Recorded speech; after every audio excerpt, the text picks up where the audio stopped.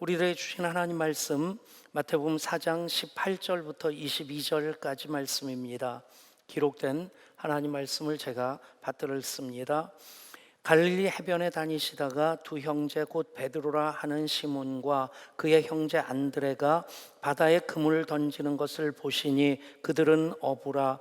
말씀하시되 나를 따라오라. 내가 너희를 사람을 낚는 어부가 되게 하리라 하시니 그들이 곧 그물을 버려두고 예수를 따르니라.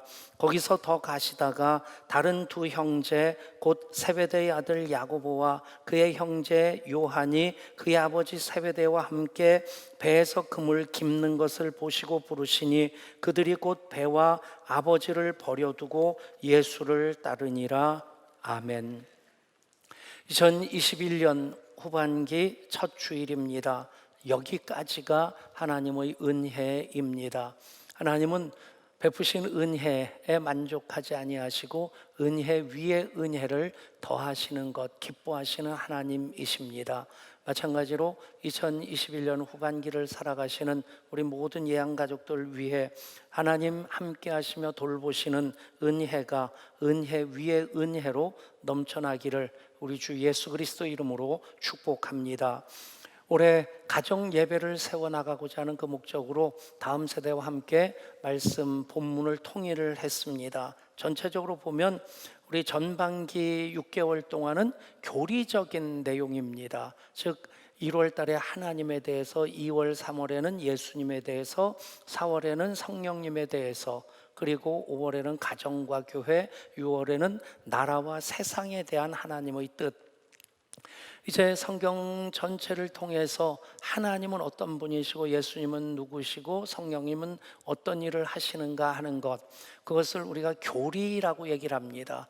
교리에 대해서 조금 부정적인 이해가 있는데 우리가 신앙생활할 때 교리는 우리 신체를 지탱하는 뼈대와 같습니다. 만약에 우리 뼈가 없다고 한다면 등뼈가 몸을 받쳐주지 않고 또 갈비뼈가 이 폐를 보호하지 않는다면 우리는 연체동물 같이 흐물거리면서 살아갈 수밖에 없을 것입니다.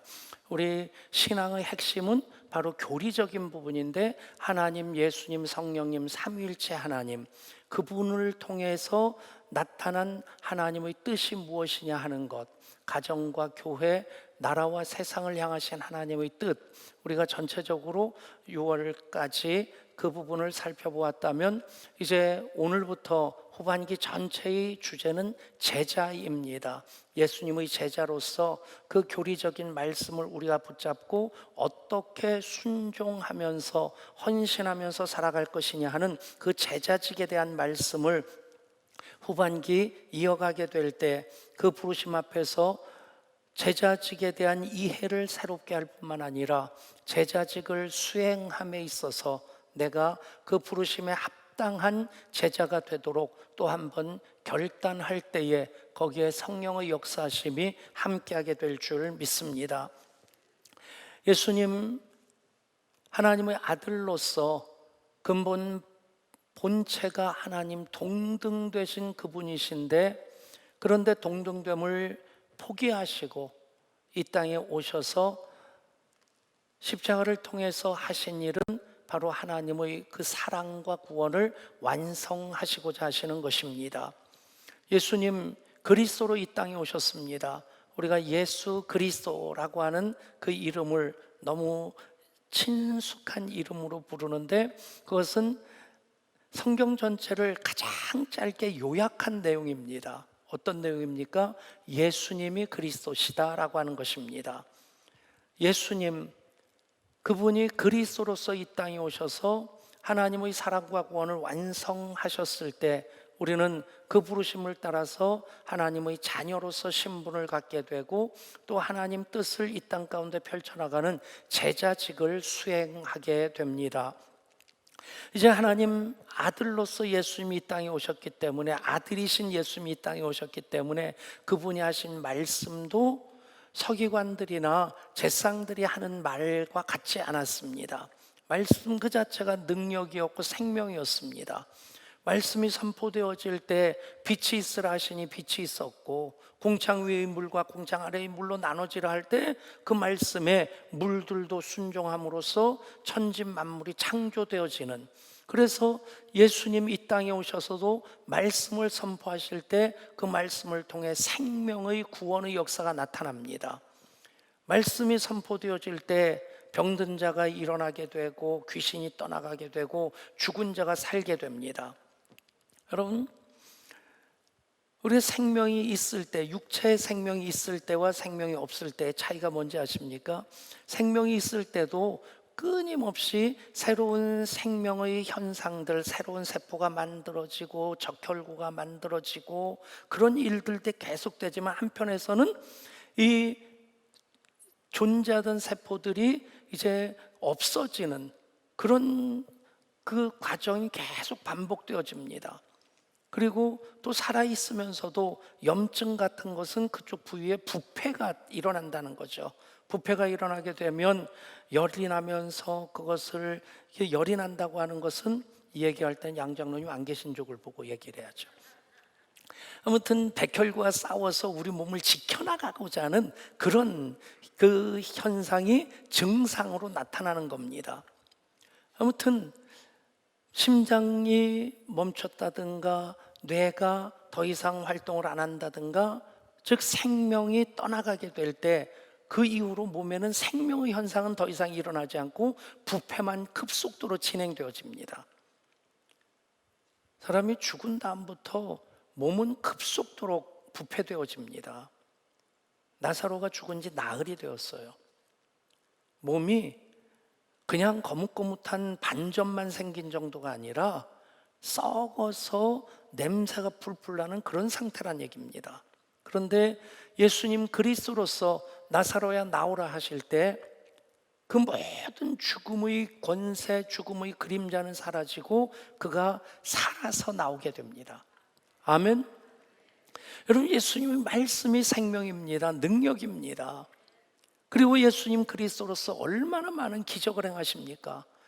나사로를 살리신 것만이 아니라 무리를 걸으시는 것, 오병이어의 기적을 행하시는 것, 다 그리스도이시기 때문에 하실 수 있는, 그냥 놀라운 일이 아니라, 신기한 일이 아니라, 그것은 하나님의 아들이심을 증명하는 일입니다.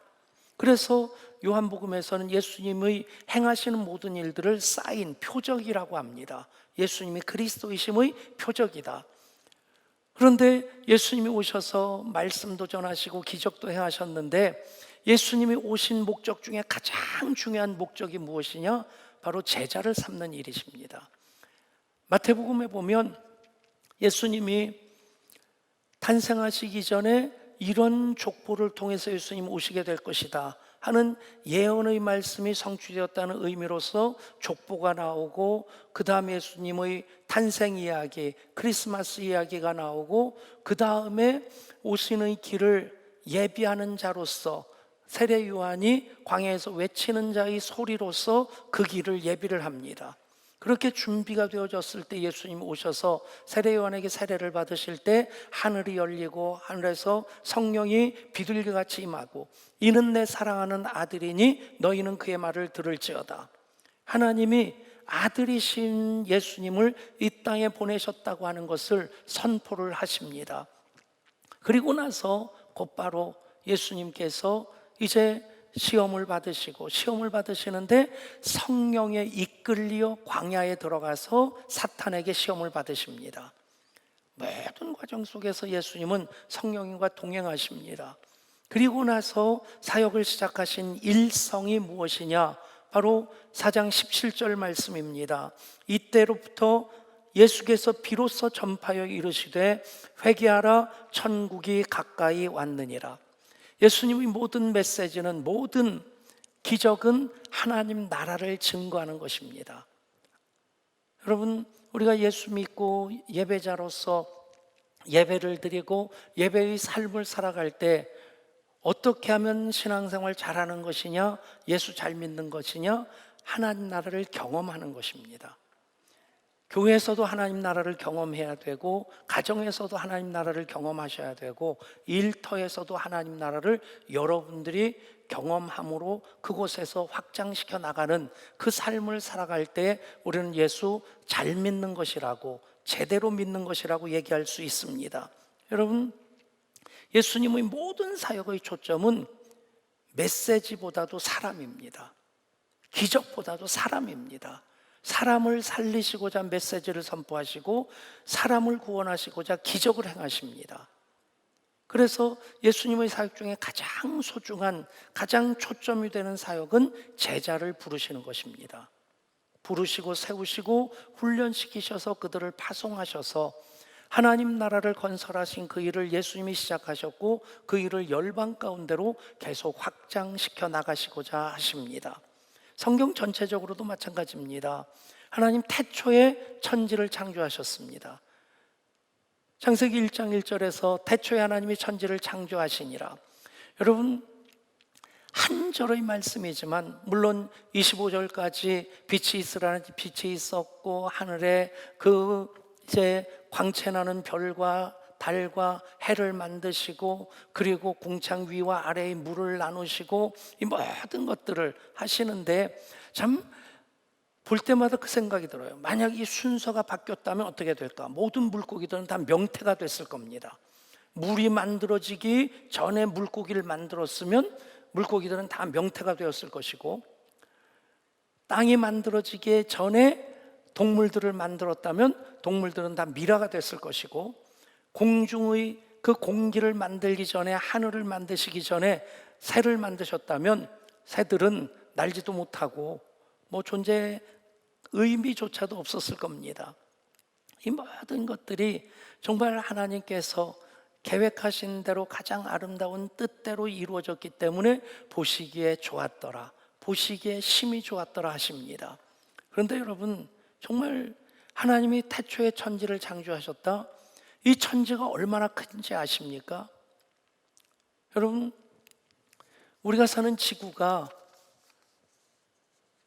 아주 작아 보이는데 결코 안 작습니다. 둘레가 4만 킬로입니다. 그러고 보니까 제 차를 4년 동안 8만 킬로 조금 넘게 탔는데, 그러니까 지구 2바퀴 돌았다는 거예요. 꽤 바쁘게 싸돌아다닌 겁니다. 근데 지구라는 별이 결코 작질 않습니다. 근데 지구는 태양계 안에 있죠. 태양계 안에 태양을 중심으로 해서 수성, 금성, 지구, 화성, 목성, 토성, 해왕성, 명왕성, 토왕성까지 이렇게 궤도를 따라 돕니다. 근데 만약에 이 예배당 공간을 태양계라고 한다면 그 안에 지구는 야구공 많았습니다. 여러분, 그런데 이 태양계가 우주 은하계 안에 있는 겁니다. 은하계 안에 이 태양계가 있는데, 상식적인 얘기지만 스스로 빛을 발하는 별을 스타라고 하는데, 한자로는 항성이라고 합니다. 항상 스스로 빛을 발하는 별, 태양과 같이 스스로 빛을 발하는 별이 이 은하계 안에 몇 개 정도가 있냐, 천문과학자들이 일일이 수를 센 것이 아니라 별의 스펙트럼을 다 분석을 해가지고 추산해 놓은 숫자가 몇이냐면, 은하계 안에 태양과 같이 스스로 빛을 발하는 항성이 약 5천억 개가 있다고 추측을 합니다. 놀라지 않으셔도 전혀 문제가 없습니다. 우리가 이해할 수 있는 그 이상입니다. 더더군다나 전체 우주에 그런 은하계가 약 2,400만 개 정도가 될 것이다. 하나님이 태초에 천지를 창조하셨습니다. 아멘. 그런데 그 하나님의 초점이 무엇이냐? 1장 1절부터 25절까지 창조가 끝나고 바로 우리가 우리의 형상을 따라 우리의 모양과 형상대로 사람을 만들자.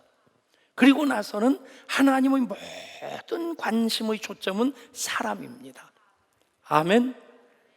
여러분, 그래서 복음입니다. 하나님의 우주를 만드신 분이시다. 정말 놀랍다. 이걸로 끝나는 게 아니라 그 하나님이 나의 하나님이십니다. 우리를 사랑하셔서 이 모든 것을 지으시고 하나님 모든 초점이 지금 예배하고 있는 여러분 한 분 한 분을 향하고 있습니다. 아멘. 여러분 똑같은 구조입니다. 하나님의 초점도 사람이시고 예수님 그리스도로 이 땅에 오셨을 때 기적을 행하시고 메시지를 전하시는 그 초점도 사람입니다. 그래서 예수님의 사역의 가장 중요하고 소중한 부분은 제자들을 부르시고 세우시고 훈련시키셔서 파송하시는 그 일입니다. 그렇습니다. 그렇게 제자를 부르시는 그 일부터 천국이 가까웠느니라, 천국을 선포하시면서 그 일을 위해서 동역자로 제자를 부르십니다. 그러니까 제자는 어떤 사람입니까? 첫 번째로 부르심을 받은 사람입니다.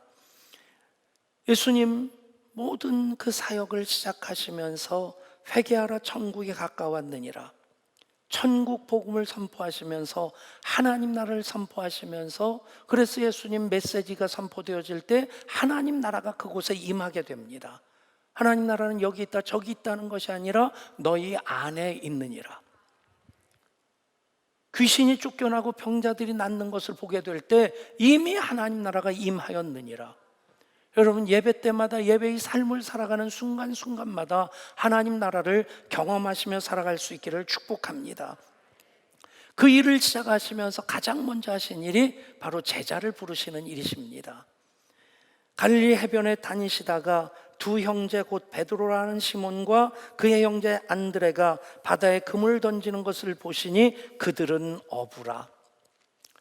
여러분 성경이 당연히 예수님이 그리스도이심을 증거하는 제 책인데, 성경 말고 예수님 당시를 가장 잘 이렇게 기록하고 있는 역사책이 있는데, 유대인 역사가인 요세푸스라는 사람이 그 번역이 7권 8권으로 되어 있습니다. 굉장히 분량이 많은데, 그 요세푸스의 역사책에 보면 예수님 당시, 그러니까 기원 후 1세기에 갈릴리 호숫가에서 고기를 잡던 배가 약 240척 정도가 있었을 것이다, 요세푸스가 쓴 책입니다. 그러니까 얼추 잡아서 예수님이 해변을 거니실 때 갈릴리 바다에 고깃배가 200척 안팎이 떠 있었다는 얘기입니다. 배 한 척에 한 사람 올라가서 낚시하는 게 아닙니다. 고깃배니까 여기도 두 형제 얘기가 2번 나오듯이 그렇게 여러 사람들이 같이 고깃배에 올라서 고기를 잡고 있다고 한다면, 고깃배가 200척이라면 사람들은 500명 안팎이 지금 고기를 잡고 있었다는 얘기입니다. 그런데 그들 중에 베드로와 안드레였습니다. 왜일까요? 운전을 하던 운전자가 고속도로에서 좀 과속을 하다가 교통경찰한테 걸렸습니다. 어쩔 수 없이 면허증 내밀고 딱지를 띄는데 옆에 차들이 쉥쉥 지나가는데 엄청 과속을 하면서 지나가거든요. 그래서 좀 심기가 불편해가지고 경찰관한테 아저씨 왜 나만 잡아요? 저 차들 안 잡고. 그러자 경찰관이 그러더랍니다. 선생님, 낚시꾼이 저수지에 있는 고기 다 잡습니까? 여러분 그렇게 보면 잡힌 놈만 억울하다는 얘기입니다. 근데 여러분 생각해 보십시오. 경찰 단속 받으면 기분 좋을 사람 없죠. 세금 추징, 표적 수사의 대상이 되면 다 털립니다. 그런데 여러분 예수님께서 주목하여 보시고 바로 너다. 수백 명의 사람이 있는 그 중에서, 그리고 누가복음 말씀은 시차적으로 마태 마가복음에서 예수님이 베드로를 보시고 나서 그 다음에 진행된 얘기가 이렇게 기록되어 있습니다. 무리가 몰려와서 하나님 말씀을 들을새 예수는 게네사렛 호숫가에 서서 호숫가에 배 두 척이 있는 것을 보시니 어부들은 배에서 나와서 그물을 씻는지라. 예수께서 한 배에 오르시니 그 배는 시몬의 배라. 육지에서 조금 떼기를 청하시고 앉으사 배에서 무리를 가르치시더니 말씀을 마치시고 시몬에게 이르시되 깊은 데로 가서 그물을 내려 고기를 잡으라. 여러분 처음에는 주목하여 보셨고, 그리고 바로 너다. 어떤 부분을 보셨을까요? 저는 두 가지를 말씀 읽으면서 발견하게 되는데, 첫 번째, 이것은 제 묵상입니다. 200여 척이 고기를 잡느라고 분주했고 500여 명 안팎이 고기 잡느라고 애쓰고 있었는데 왜 하필 베드로와 안드레에게 꽂혔을까? 그들이 그물 던지는 자세가 굉장히 진지하고 성실하지 않았겠나? 여러분, 우리 예배당이 조금 넓은 편이라서 가끔 일부러 여기서 여기까지 봅니다. 그러면 꽤 이렇게 운동이 됩니다. 이렇게 한번 쓱 지나가면 한번 쓱 지나가는 것 같지만 잠깐 이렇게 보면서도 제 눈에 딱 들어오는 두 종류의 분이 계셔요. 옷 잘 입은 사람이 아니라 예배를 열심히 드리는 분. 그분들은 이렇게 지나가면서 눈에 확 들어옵니다. 또 한 종류의 사람은 어떤 사람이냐? 조는 사람. 자기는 안 주는 것처럼 뭐 아멘 할 때도 끄떡거릴 수 있고 졸 때도 끄떡거릴 수 있는데 이게 구분이 너무 잘 돼요. 여러분, 예수님께서 졸고 있는 베드로를 보셨겠습니까? 아닙니다. 밤이 맞도록 밤새 수고했는데 잡은 것이 없었지만 베드로는 끝까지 최선을 다한 겁니다. 여러분, 그렇게 예배하시기를 축복합니다. 찬송 한 곡을 불러도, 기도 한마디를 해도 우리가 최선의 열심으로 예배하면 하나님의 시선이 거기 머뭅니다. 그냥 둘러보셨다는 것이 아니라 주목해서 보셨다는 것입니다. 또 하나 예수님 보신 것이 있었습니다. 무엇이겠습니까? 베드로와 안드레도 배와 그물을 버려두고 예수를 따랐습니다. 그리고 조금 더 가시다가 세베대의 두 아들 야고보와 요한이 그물을 깁는 것을 보시면서 그들을 불렀을 때 그들이 배와 아버지를 버려두고 예수님을 따랐습니다. 여러분, 배와 그물 아버지까지도 버려두고 예수님을 따를 수 있는 그 헌신의 마음, 그 순종의 마음까지도 보셨다는 겁니다. 여기서 아버지를 버려뒀다, 폐륜이 아닙니다. 우선순위의 문제입니다. 너희는 먼저 그의 나라와 그의 의를 구하라. 그리하면 이 모든 것을 너에게 더하시리라. 여러분, 상위 가치를 알게 되면 하위 가치는 포기합니다. 요즘 대통령 그 예비 경선이 시작됐는데 어제 보니까 민주당에서 9명 출사표를 던진 사람들 TV에서 토론회를 하더라고요. 끝까지 보지 못했던 것이 조금 재밌더라고요, 보는데. 저마다 자기가 대통령이 돼야 될 이런 이유가 있고 저 사람은 저래서 안 된다고. 그런데 그분들은 예비주자고, 그분들은 지금 예비주자로서 자기 소견을 얘기하는 건데, 이제 그 중에서 한 분이 여당 대표로 나올 테고 또 한 분이 야당 대표로 나오겠고 무소속으로도 나올 수 있겠죠. 그런데 대통령이 당선돼 가지고 취임 연설을 할 때 5년 국정이 다 담겨지는 겁니다.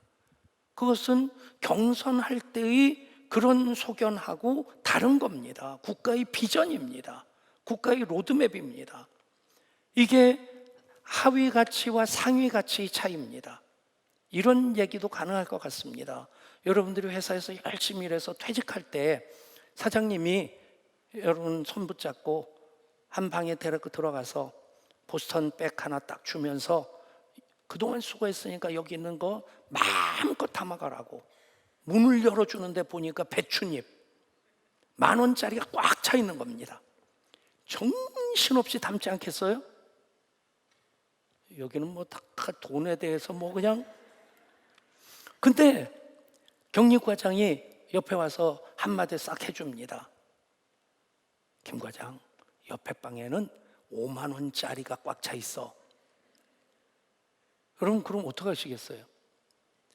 10,000원짜리 다 버리고 5만 원짜리 채우지 않겠어요? 여러분, 우리가 세상에서 아는 것들, 세상 명예, 권세, 우리의 욕심 다 하위 가치입니다. 하나님의 나라와 그의 의를 구하고자 하는 것이 이게 상위 가치가 됩니다.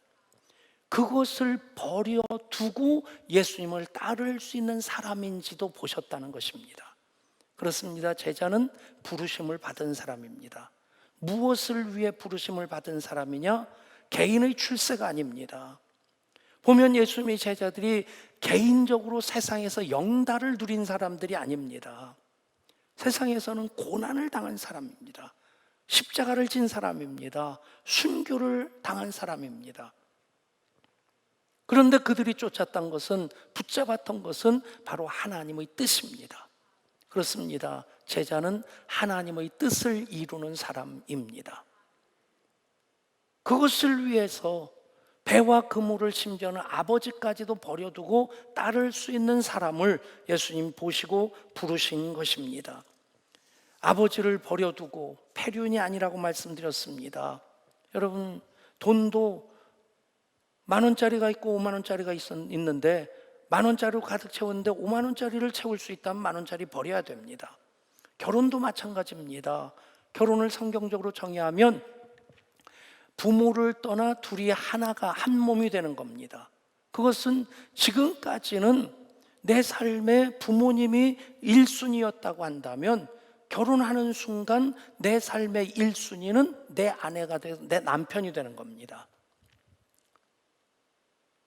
결혼식 축사를, 그 주례사를 신랑 아빠가 직접 하더라고요. 근데 되게 재밌게 하더라고요. 왜 큰일을 앞두고 청심환을 먹는지 이해가 됐습니다. 그러면서 주례사를 하는데 그 며느리가 될 신부에게 이렇게 얘기를 합니다. 현주라는 신부더라고요. 현주야, 사귄 지 오래돼서 신랑 품질 검증은 마쳤으리라 믿고 혹시 마음에 안 들거나 하자가 있더라도 중고라서 반품이 안 되니 시댁에 전화해서 AS 요청하지 말고 죽이 되든 밥이 되든 수리해서 사용하기 바란다. 시댁의 시자만 들어도 경기를 일으키고 시자가 들어가는 시금치도 안 먹는다는데 우리가 잘할게. 그런 걱정 안 해도 되겠다. 시댁은 웬만한 일 아니면 안 와도 된다. 의무방으로 인사한다고 굳이 찾아오고 싶다면 승재 엄마 계좌번호 기억해서 입금하도록 해라. 맛있는 거 먹고 인증샷 예쁘게 찍어서 영수증 대신 보내줄게. 아들 승재야, 예쁜 섹시 치마폭에서 헤어나오지 말고 그냥 그 속에서 쭉 살아라. 밥도 하고 설거지도 하고 청소도 분리수거도 하면서 예쁜 각시가 죽으라면 죽고 살으라면 살고 그렇게 해야 가정의 평화가 오고 집안이 평안해진단다. 이제 너희들은 누구의 아들 누구의 딸이라는 생각은 버리고 남편과 아내로 당당하게 살기 바란다. 여러분, 결혼하면 제1순위가 내 아내, 내 남편이 돼야 되는 겁니다. 그것이 상위 가치가 되는 겁니다. 그것이 결혼하게 하신 하나님의 뜻입니다. 우리가 예수님을 만나서 살아갈 때 우리는 나를 통해서 이루실 하나님 뜻을 최상의 가치로 두게 될 때 모든 것이 다 정리가 되어집니다. 우리가 살면서 필요한 것, 건강도 있고요, 물질도 있고요, 인간관계도 필요하고요, 취미생활도 필요하고 뭐 여러 가지가 다 필요합니다. 대학생 선교회 CCC에서 만든 10스텝 성경 입문편 첫 번째 그림이 그겁니다. 동그란 내 인생이라고 하는 원이 있고 그 한가운데 의자가 있고 그 위에 내가 올라가 앉아 있으면 이 모든 것들, 취미든 물질이든 건강이든 이것들이 다 엉클어집니다. 그런데 그 의자 위에 예수님이 올라가 앉아 계시고 내가 그 아래 좌정하게 되면 이 모든 것이 질서정연하게 자리를 잡게 됩니다. 이것이 먼저 그의 나라와 그의 의를 구하는 것입니다. 그리하면 이 모든 것을 너에게 더하시리라. 여러분, 하나님의 뜻, 상위가치입니다. 그 하나님의 뜻에 대해서 지난 한 달 동안 창조세계에 나타난 하나님의 뜻, 또 생태계에 나타난 하나님의 뜻, 가정과 교회에 나타난 하나님의 뜻, 나라와 세상을 향한 하나님의 뜻.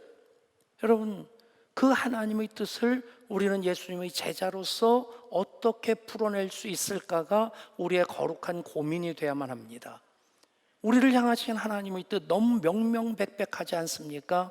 데살로니가전서 5장 16절부터의 말씀을 읽습니다. 항상 기뻐하라, 쉬지 말고 기도하라, 범사에 감사하라. 이것이 그리스도 예수 안에서 너희를 향하신 아버지의 하나님의 뜻이니라. 성령을 소멸하지 말며 예언을 멸시하지 말고 범사에 헤아려 좋은 것은 취하고 악은 모든 어떤 모양이라도 버리라. 아멘. 초점은 분명히 집니다. 먹든지 마시든지 무엇을 하든지 다 하나님 영광을 위해서 하시면 됩니다. 내 욕심으로 취미 생활을 한다든지 내 야망으로 어떤 목적을 추구한다면 그것은 엉클어지게 됩니다. 먼저 그의 나라와 그의 의를 구할 때에 이 모든 것을 더하심으로 우리는 먹든지 마시든지 무엇하든지 다 하나님 영광 위한 삶을 살아가게 될 줄 믿습니다. 이제 제자는 부르심을 받은 사람인데 하나님의 뜻을 이루기 위해 부르심을 받은 사람입니다.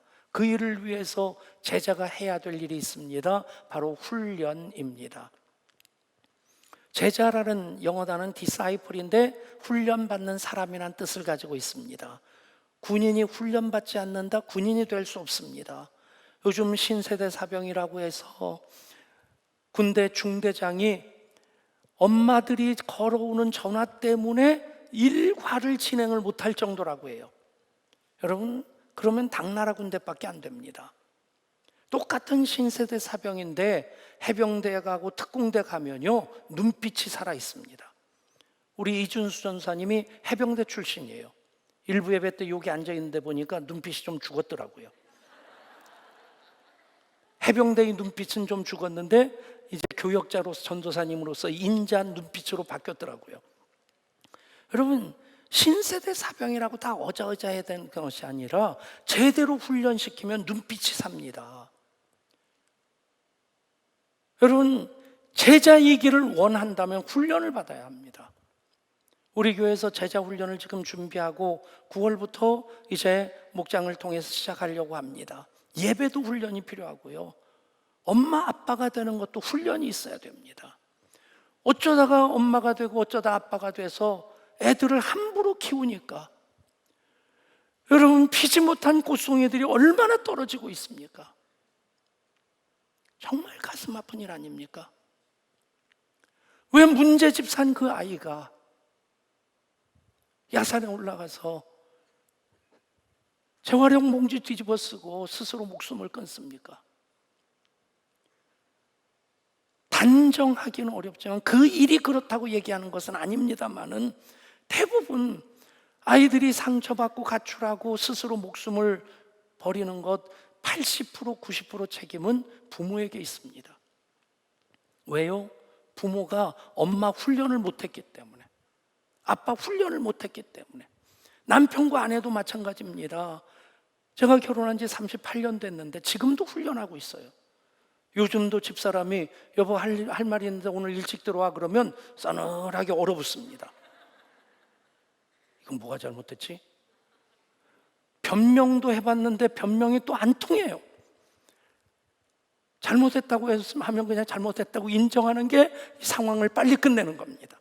그 과정을 통해서 아직도 저는 남편으로 훈련을 하고 있어요. 여러분, 모든 그 역할을 잘하기 위해서는 훈련이 필요한 것이고 더더군다나 예수님의 부르심을 받고 하나님의 뜻을 이루고자 하는 사람이 훈련을 안 받는다면 제자가 될 수 없습니다. 여러분, 예배도 훈련으로서 열심히 하실 수 있기를 바랍니다. 기도도 찬양도 사역도 마찬가지입니다.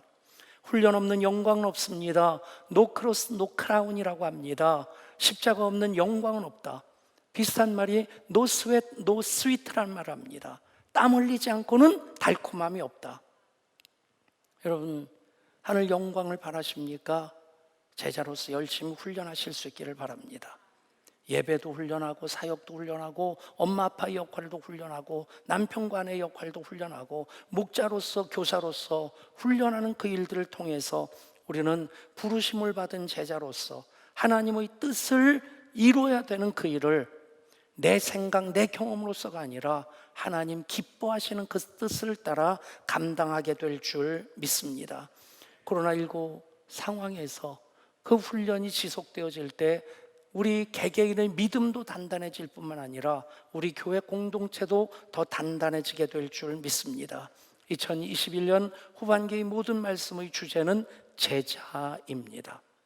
제자로서 부르심에 합당한 제자직을 감당하고자 말씀 훈련이 이어가게 될 때 코로나19 상황이라 할지라도 2021년 하반기를 통해 우리 모두 부르심에 합당한 하나님의 뜻을 이루어감에 앞장서 쓰임받는, 훈련받는 제자가 될 줄 믿습니다. 그렇게 되시기를 우리 주 예수 그리스도 이름으로 축복합니다.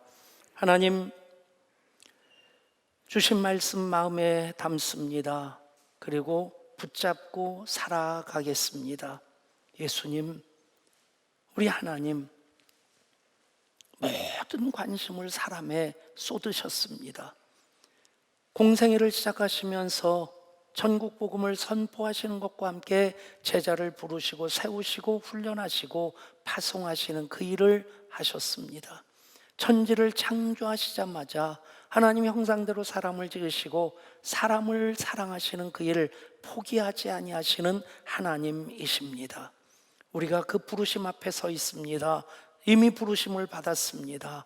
이제는 훈련을 통해서 하나님 뜻을 이루어가는 하나님의 그 일을 온전히 제대로 이루어가는 준비된 제자들이게 하여 주옵소서.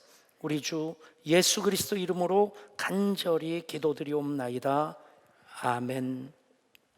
이 시간 우리 관연